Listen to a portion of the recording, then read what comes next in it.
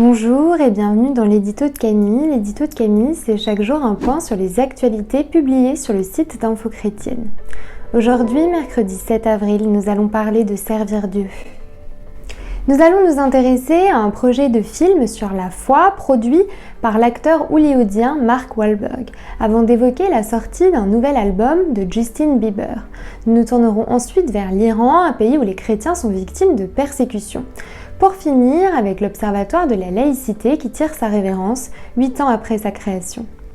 L'acteur et producteur hollywoodien Mark Wahlberg, qui s'est engagé à servir le Seigneur, produit un nouveau film sur le thème de la foi. Un projet qu'il développe actuellement aux États-Unis et qui s'intéresse à l'histoire vraie du père Stuart Lang, un athlète devenu prêtre. Une production qui devrait bénir les Américains et que Sage Distribution espère un jour pouvoir faire découvrir au public français. Un autre artiste semble déterminé à servir Dieu, il s'agit de Justin Bieber. La foi du célèbre chanteur n'est un secret pour personne puisqu'il la revendique ouvertement sur les réseaux sociaux et dans ses chansons. À l'occasion de Pâques, la star a révélé la sortie d'un nouvel album intitulé Freedom, Liberté en français, qui est une véritable profession de foi.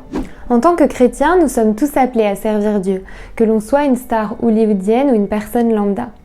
Mais servir Dieu prend encore une toute autre dimension dans les pays où les chrétiens sont victimes de persécutions, comme c'est le cas pour les chrétiens en Iran.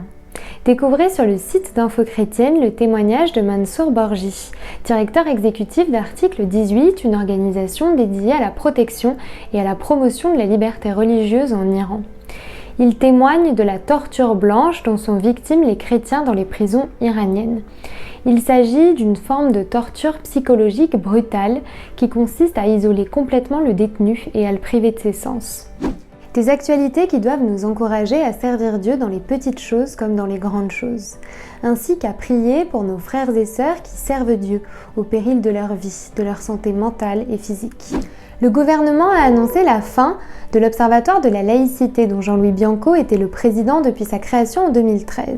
Si la laïcité n'est en aucun cas au service de Dieu, elle est en quelque sorte au service des croyants, car elle leur garantit ainsi qu'aux non-croyants le même droit à la liberté d'expression de leurs convictions.